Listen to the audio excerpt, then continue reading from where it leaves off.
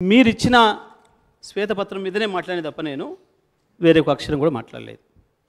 ఈ శ్వేతపత్రం మీదనే మీరు ఎందుకు కన్ఫ్యూజ్ అవుతున్నారు? మీ మంత్రుల మధ్యన ఇంత ఎందుకు గ్యాప్ ఉన్నది? ఒకసారి ఆలోచించుకోమని చెప్పి నేను కోరుతా ఉన్నా. దీని మీదనే నేను మాట్లాడింది. అధ్యక్ష, నేను డిబేషన్ అవుతున్నా కాదు కదా అధ్యక్ష. నేను చూపించి మాట్లాడుతున్నా కదా. నేను ఎక్కడన్నా మీరు డిబేట్ అయితే, నేను పొలిటికల్ ఇష్యూస్ మాట్లాడితే, వాళ్ళ వ్యక్తిగత విషయాలు మాట్లాడితే మీరు అనొచ్చు. నాకు ఎప్పుడు అలవాట్లేదు అధ్యక్ష. గత 10 సంవత్సరాలుగా వాళ్ళు ఎన్నడెంత వ్యక్తిగతంగా దాడి చేసినా ఒక్కరోజు కూడా నేను మాట్లాడలేదు. ఇక్కడనే కాదు అధ్యక్ష, బయట మైకుల ముందు కూడా మాట్లాడలేదు. నా జీవితంలో ఎప్పుడు కూడా వ్యక్తిగతంగా గురించి మాట్లాడలేదు అధ్యక్ష.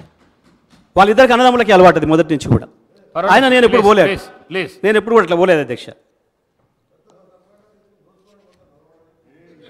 అధ్యక్ష, దాని మీదనే ఎంక్వైరీ చేయమన్నా, దాని మీదనే అధ్యక్ష. నేను కూడా మాట్లాడతా అధ్యక్ష. అవసరాల కొరకు, అధికారం కొరకు, పదవుల కొరకు, పేటెంట్ల కొరకు, కాంట్రాక్ట్ల కొరకు పార్టీలు మారే వీళ్ళ సార్ నాకు మాట్లాడేది.